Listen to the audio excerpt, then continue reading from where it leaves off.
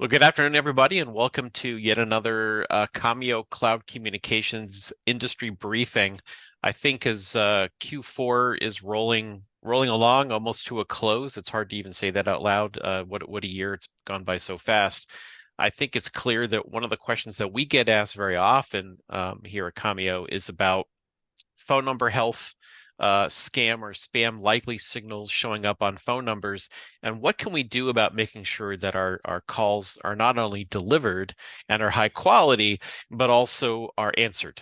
That's sort of the holy grail of any of us using the voice channel for our businesses or our products. So with that in mind, I think it was a pretty obvious decision to get Molly Weis back in here, the VP of Marketing over at Numeracle. Molly, welcome back in. Thank you, Tim. Happy to be here. Hi, everybody. Appreciate your time. I just would love for you to kind of give us a kind of an overview of what's going on these days with why phone numbers are showing up as, spam or scam likely, ways that folks out there in our ecosystem can protect and enhance their caller reputation as we get ready here for a new year. Hard to believe. It's very hard to believe. And it's crazy to me that we've been talking about spam and scam labeling for about 5 years now, right? It's always changing and evolving. It's a little bit of a different story every time, but it's still here and it's still a problem. And it absolutely impacts people's ability to reach their called parties. And some folks are just starting off in the journey, trying to figure out what to do from square one. Others have been trying various different solutions, battling this for years with things that just aren't working to the degree that they'd like to solve the problem. So we're here to dive into it. Awesome. Well, thanks, Molly. I know we were going through some of this material ahead of time, but I think, and our audience has heard us say the same thing that Stir Shaken was definitely a start, but it's not enough, right? hmm Yeah, that's really the thing. I mean, Stir Shaken gives awesome new tools to be able to verify and trace back to where the call is originating, who is the caller behind the call. So basically, who is the identity associated with that call, to when service providers on the other side of things. So I'm a call originator. I'm calling somebody, whoever my call lands on, that terminating service provider. Do they accept the information that was sent from the beginning? So they also recognize who I am because it was sent with the call. They get that. That's great. Now they can complete the call and feel good to pass this along to their subscriber. But does this have any relevance of what the call is about? What am I talking about? Do you want to be called by me? Am I about to annoy you? Or am I about to tell you something really important? That has absolutely no relevance. It's just do we know where the call came from? And with stir shaking, yeah, we do. But Right. reputation really wasn't solved by this because they're really not taking anything into consideration about what's happening on that call. And that's why call blocking and labeling still, due to the analytics and the algorithms and that reputation scoring is still going on just as much as it ever was. Yeah, that's exactly right. Mhm. So I think, and we've talked about these in the past too, that with that in mind, the very first step, I think, to tackling some of these issues is to really, as we say here, maximize goodwill, and that means, embracing these new-ish dialing best practices. Yeah, 100%. It starts here. It will always start here. And whether or not you put a reputation management solution in place or not, it will always be impacted by the way you're dialing. The algorithms were put into place to try to suss out some of these things going on. How many times am I calling a person in a day? Am I absolutely hammering them? Am I calling them at after hours or, the wee hours in the morning? Am I doing something that seems sketchy? Or the voicemails I'm leaving, seeming like a fraudulent scam, all of this stuff. So when you start out trying to decide how the best way is to contact your consumers, it's absolutely thinking about, do they ask to be contacted by you? What do they want? And how am I about to approach these calls? Um, Reputation management, looking into it, you can expect to be a relatively good solution to protect you from labeling, but it doesn't mean that you can just get your numbers protected and then start dialing like crazy. You're Right. going to be tagged again. You're going to be labeled again. There is no silver bullet. There is no white list that's just going to, I've registered my numbers and now I can dial however I want. It's not the Hmm. case. And that's great because me as a consumer, I don't want people to be able to buy into some sort of way that they can just like bypass any type of, respectful dialing. I want there to be some kind of checks and balances. So it's really how these two things work together. And Numeracle being a reputation management champion, we love the dialing has something to do with it as well, because we don't want people to be able to abuse it. So it's absolutely relevant. You've got to always think about this. Reputation management in place or not, always will be a factor.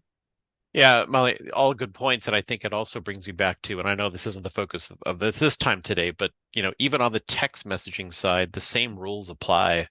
There's a lot of folks out there that are, we were talking about registering campaigns and brands on the messaging side. And even if you're approved, it doesn't mean you can just start spamming people with text messages 24/7, 365, change your messages. It's the same thing with dialing, which, the two of us have been in the industry long enough to remember a time when none of these rules existed. I'm glad that these rules and sort of gatekeeping practices are in place now, because I think we all want this ecosystem to be cleaner and devoid of junk traffic and robocalls. Mhm. So just tossing it out there. So maximizing goodwill means if you are sending any sort of communication, through this ecosystem, let's do it the right way first to stop some of these things from occurring before they even have a chance to take root. So good points. 100%. Yeah. So with that in mind, even if you're doing all the right things, you still need to protect your reputation, right? Mhm. You do. Yeah. And I'll give some examples. Over here at Numerical, we've protected somewhere in the range of 500,000 numbers, which makes up for our entire customer base. So that's a lot of numbers. Mm-hmm. And with reputation management in place, the average customer sees about 99% of those label free. So it's amazing. Mm-hmm. But there's always that 1% or that small percentage of a percent. And why is that? It's because, like we said, there is no silver bullet solution. You can never get 100% through or around the evolving changes to the algorithms. They're constantly trying to get better, which is great. They want to be more accurate. They don't want to mislabel or block legitimate legal calls that we want. They do want to try their best to get rid of the spam and scam calls, and everybody else just kind of falls in the middle somewhere. Mm-hmm. So it's really important to put this protection in place, even from the beginning of a new call campaign. And I'll give you a good example. This happened to us just this week. We at Numerical decided that we wanted to start doing some outbound calling around a new case study that we put out. And we thought, you know what, we would like to start calling people on this branded number of ours who downloaded a branded calling case study so we can call them on the number and show them what it looks like in real life. Mm-hmm. So we got a new number for this, and we did our first test call off the number, and it was labeled spam. We've never used the number. Like, we literally have never done anything with this number. First call out of the gates, let's just call and just see what happens on it. It's spam. So Wow. this is something you've got to think about Mm-hmm. from the very beginning. I mean, we don't have a magical solution around that either. We've got to take that phone number, assign it to our numerical identity, get it registered, just like everybody else has got to get it registered. Once it comes back from registration, we have to be careful what we're doing with it. We have to be mindful of all the ways that we're calling. Maybe we need more than one number because one's not enough. All the things that all of our customers have to think about. So do we when we're doing this outbound calling. There is no magical solution. Yeah. And even out the gates, a number could be labeled spam. I know something that Tim, that we talk about together is how can, what's the best way to provision a clean number? How can we set our customers up for the best success to start fresh out of the gates with a clean number? Where we got the number from wasn't doing anything there. So we've got to take the cleaning and start out front with that. But that's what everybody should be thinking about. Before you just start dialing, the first thing is my number protected to at least give me the best shot right out of the gate to have a clean number? And then from there, do I have the ability to continue to monitor that? And Mm-hmm. do I have someone who's going to help me when it becomes labeled down the road? Because it will. Most numbers are going to stay clean as long as you're dialing with goodwill, like we just talked about, but some numbers are going to become labeled. Maybe it's because of something you're doing with it. Maybe it is just erroneous labeling, but that's where remediation comes into place here. You're always going to need a pathway to being able to correct a label when it does arise. So with Numerical, we've got what we call assisted remediation, calling it here. So it's essentially when we identify that you've got a number that's become mislabeled because of whatever various factors, we identify that and we take it down the path to remediate it for you. So customers on our platform aren't having to be glued to a dashboard checking this all the time to make sure that numbers are staying clean. As soon as we identify that, we'll take it down the remediation path. But the path to remediation varies by carrier network. So advice to anybody out there who's trying to solve this on their own is, just be prepared that it might be different or will be different with each different carrier network you're trying to accomplish a resolution of a label on. It takes various different lengths of time, and you're going to have to submit various pieces of information about you and the number to contest the label each time you try to do this. So it's a solution that we've built right into our platform because we see the need for it. And we're doing more remediations than ever because the algorithms are out there doing their thing. And that's good. We need checks and balances, but you got to have a way to be able to clean these numbers as quickly as you possibly can. Because, like we're talking about, you're going to have to pause a campaign, or you're going to have to be okay with the people you're calling maybe seeing you as a spam. And you don't want to do that. Nobody wants to do that. Yeah. Molly, it feels like the days of just allowing us to be making lots of phone calls and not knowing or understanding our reputation and what's being displayed are kind of over. We all Yeah. care about how we're shown. We need a solution. And by the way, it's funny you said that about you guys trying to use your own number there. I think in our industry, following the rules to get that number up to speed is we call that eating your own dog food. We do, right? I don't know. We do the same thing on our side. When we do certain things, we have to follow the same procedures. So, yeah, registering and caring for the health of our communications is now an extra step that we didn't have to think about 3, 4 years ago, but we absolutely have to now. So it's good to know you guys at Numerical are there to help. Yeah, Uh, that's really well said. yeah, but let's talk about what happens. What about call blocking? Because we know that's happening as well. Yes, call blocking is very understated because Hmm. it's harder to know when your calls are blocked. It's easy when you're calling a bunch of folks and one of them answers and says, "Hey, you just called me. Your number is spam." Like, who are you? What are you doing? That's Right. easier to detect because you've got the feedback loop out there. Or you can see it if you're doing test calls within your own contact center. You call some team members' phones, you see it show up as spam. It's something you can see. But blocking, you can't see it. How do you know what's happening? Um, and we learned this. We some crazy statistics recently. We were working with one of our other partners and had registered phone numbers for a new customer for the first time. And as soon as we completed registration, calls delivered, the percentage of calls actually being delivered skyrocketed, and the percentage of calls being answered increased by something like 15%. Really good, really Hmm. amazing. Hmm. And it was because these calls were being blocked. We didn't Hmm. even realize this. They didn't realize this because you can't see it. You just know that no one's answering these calls. What's happening with it? And it's something really to consider here that a lot of people don't realize is actually still possible to happen. If those calls straight out of the gates have enough negative reputation associated with them, baggage from whoever was using them last, you can just be blocked outright just because of the level of negative reputation on those phone numbers. So again, it's the first thing we recommend is before you start any kind of dialing on numbers, register them first because it avoids this whole blocking situation that might be very tricky to even realize is taking place. That's right. That's right. Yeah, something we're hearing more and more about. Mm-hmm. And let's talk more about identity verification and validation.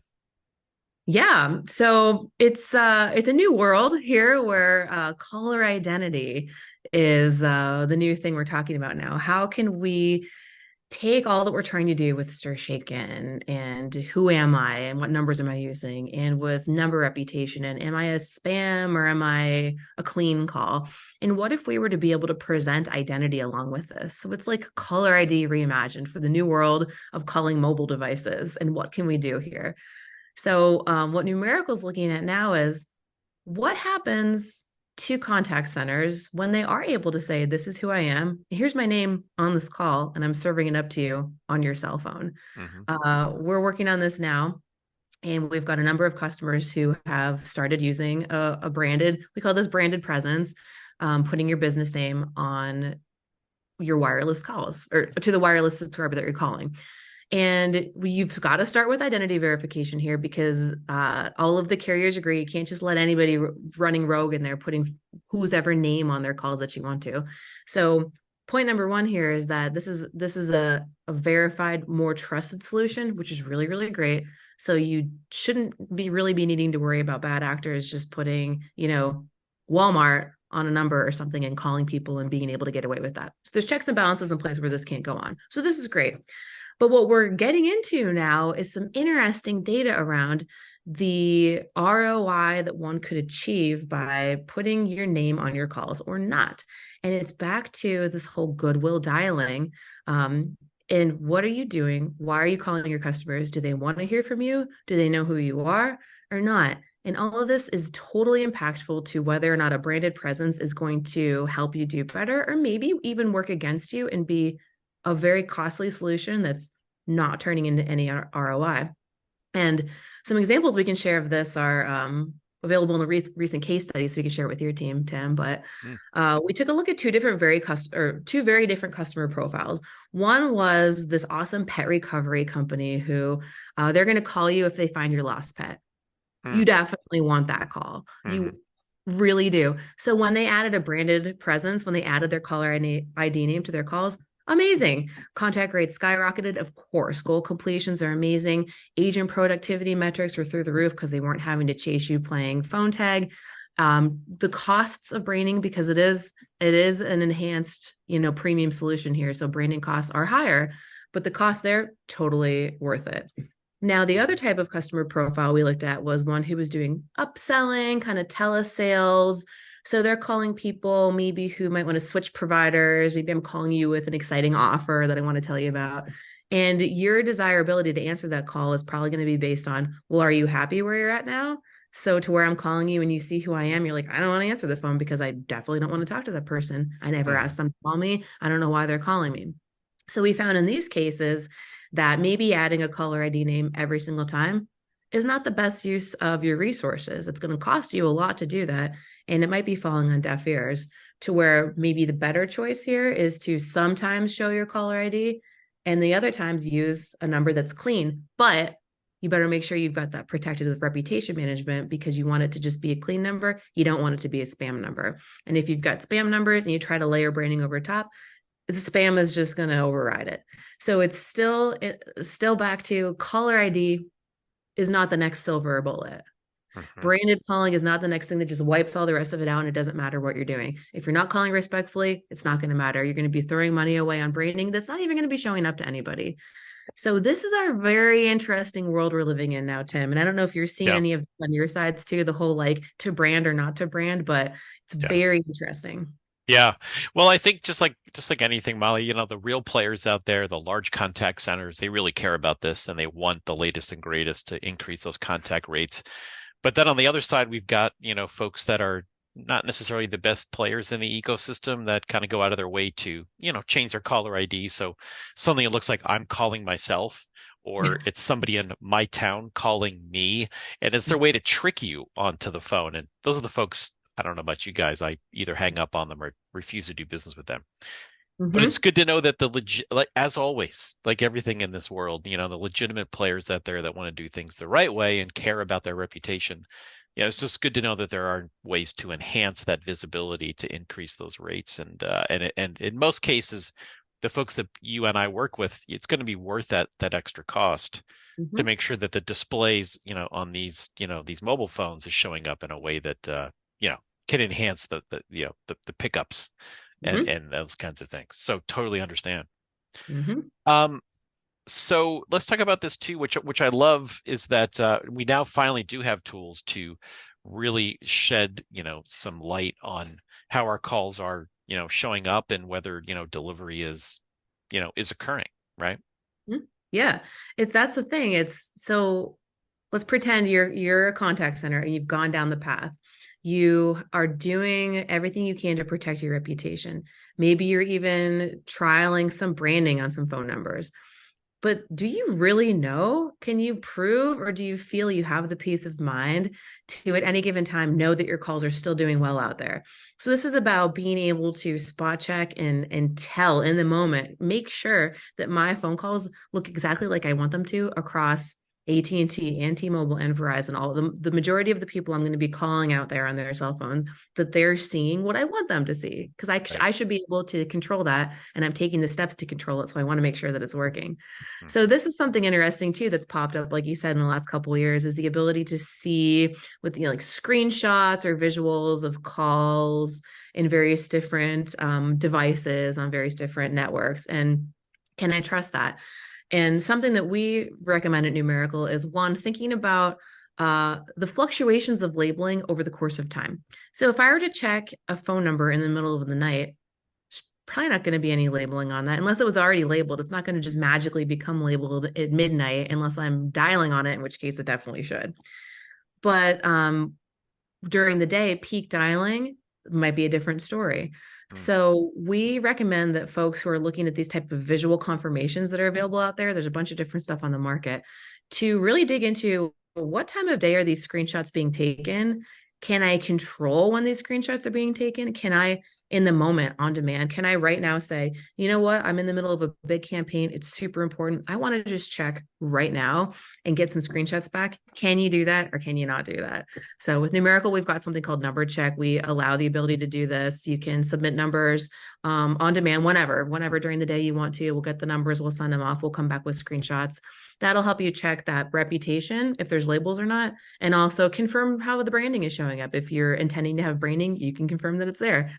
The other cool thing about how we do this is if we do a spot check like this midday or midweek or whenever it happens to be, and a number does come back labeled, awesome. We're going to send that straight into our remediation queue. We've just identified a problem and now we're going to push it forward to fix it for you. And this is the other thing that we would recommend. People who are out there shopping for solutions like this, does it just give you information about the way your calls look with a path to correct it or not? And if it just tells you have a problem, but doesn't push it into some sort of correction state, then you might want to check out a solution that would offer the ability to get it corrected for you as well. Yeah, this is perfect, Molly. It really makes me think, our customers at Commio in particular, for all these years, more than a decade now, have had the ability to log into our platform to actually look at, a packet capture of all the calls that are being made, using us as their service provider. And they're able to not only see, who the carrier is, they're able to, just spot check any delivery codes or any error codes. And then, as you said, it's not just enough to know that. They have to be able to take action. So they can actually use our platform and turn carriers on and off in individual locations if there are delivery or audio quality problems. What you just said, I think, is that very next step for 2024, 2023, that all that's great up until the point of, well, it's not going to help me having those tools without having these other tools from Numerical to be able to get real-time data on how am I showing up on the handset. I don't know about you. I don't have a landline anymore. Molly, do you have a landline at home? Nope. No, most people don't. So sort of those days of relying on traditional caller ID, which is obviously is available in our network to set up any number with traditional caller ID. This next missing piece, it's great that you guys are out there offering this as a service as we get ready for the new year. It's absolutely essential that you be able to spot check, verify, and as you said, have the technological tools to actually address the issue as automatically as possible to make sure that it's being remediated.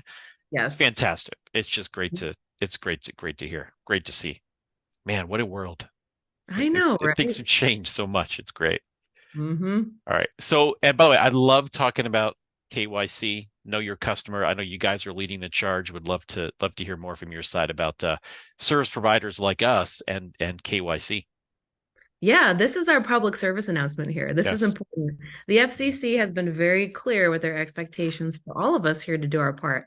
Anyone who's involved in telecommunications in the United States has the responsibility to keep the networks clean and free of illegal actors.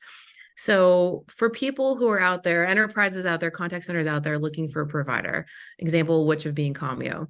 Commio, you guys are doing your part. You are following robocall mitigation database requirements. You're following start shaking requirements. You are doing your part to know who your customers are, to ensure that they're on a network that's safe for them to be on, and you're keeping the bad guys off that network. And everybody's got to be out there thinking about this. Service providers all need to be doing this, and enterprises and contact centers need to be paying attention to who they're working with. So the public service announcement here is, if you're a contact center out there and you're thinking, maybe I'll switch providers and get on a different platform, I'm not happy where I'm at, I want to switch it up, you absolutely need to make sure you're working with a reputable provider. This is not a place to take shortcuts and try to cheapen out and maybe go with somebody who it's easier to get on the platform and pretty cheap to get some numbers. There's some red flags there. It's probably cheap and easy for a reason, because they're not Yeah. doing their due diligence to make sure that they're only working with legitimate companies. And the risk you take by getting on a platform that's not reputable is any day when the FTC runs some tracebacks and shakes down the illegal activity going on the network, the whole network can be shut down. Your calls are Yeah. all dead and it's all been a waste of time for you. So it's absolutely critical for service providers to all do this, like you guys are doing your part, and for enterprises and contact centers to be aware of it, to work only with the reputable providers and stay really far away from anybody who's not going down the process.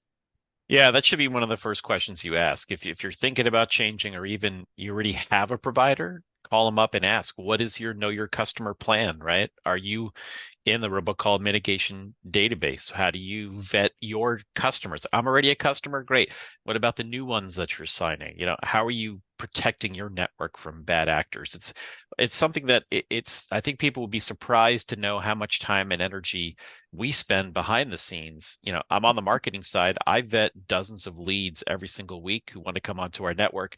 Guess what? Less than 1 in 10 make it through the KYC process to even talk to us. So that's so important. And like I said, 2023, 2024, between stir shaken, all the other things that are going on, the FCC, the states themselves now have their own rules. And we have to keep up on all of them. And the best way for us to continue to thrive is to have a good KYC process. And any reputable vendor can and will say the same thing to you. If they can't, it's probably time to find somebody else who does. Unfortunately, it's the only way to protect yourself and your business because voice is such an important channel. So appreciate the public service announcement. And by the way, Molly, and I'm gonna hawk it too. What you guys have done, you guys have gone on your way to create your own KYC template. We've shared it as part of our materials. Like if you're a provider, and you want to come up with a know your customer plan and formal document. You guys have published one, which is Yep. fantastic. And as soon as that came around, we were actually working with our legal team on crafting our own. And I'm like, hey, these guys just did half the work for you guys. Check this out.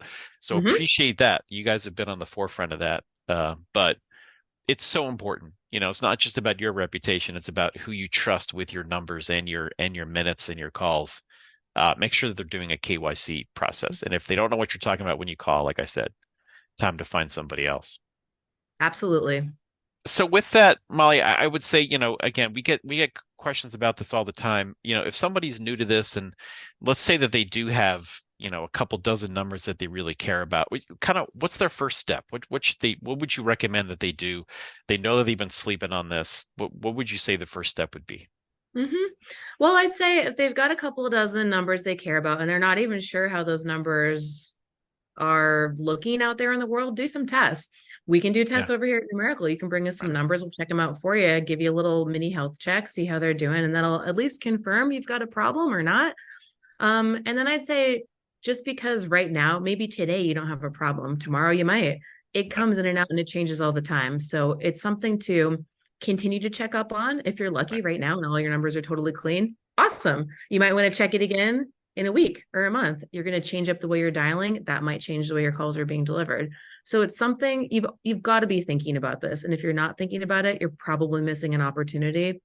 And we also say it's a great idea to start out with an idea of what the cost is of a missed call. Yeah. What is a missed opportunity causing you? And if you think about that and put this into your, success metrics, every campaign you're looking to achieve out there, if you've got a value in mind of what there is to lose if it's not connected, that might really help you put together your business plan on what do you need to invest to ensure the success of it at any turn. Yep, for sure.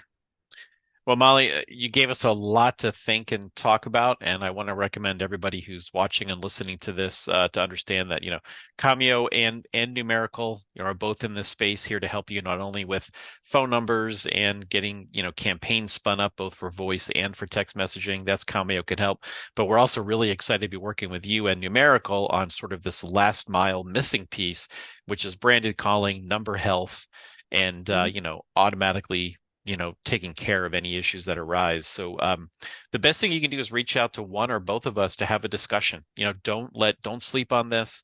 Don't let another week go by where you haven't gotten some data to really show that you're working with a really good, viable, provider like Commio in terms of where your numbers live and your traffic is being delivered through, that we're a good actor in the space, but also let Numerical take a look at your numbers and your use case to see if, there's enough upside for you to really put some effort behind branded calling as well as verifying your numbers. So lots for people to think about as we get ready here for the holidays to hit fast and furious. But Molly, as always, really appreciate your time and your enthusiasm in this space, and the products that you guys have brought to market are super helpful and important, and really appreciate it. Awesome. Thanks so much for having us, Tim. It's been great as always. No problem. Thanks, Molly. Thanks, everybody. Talk to you soon.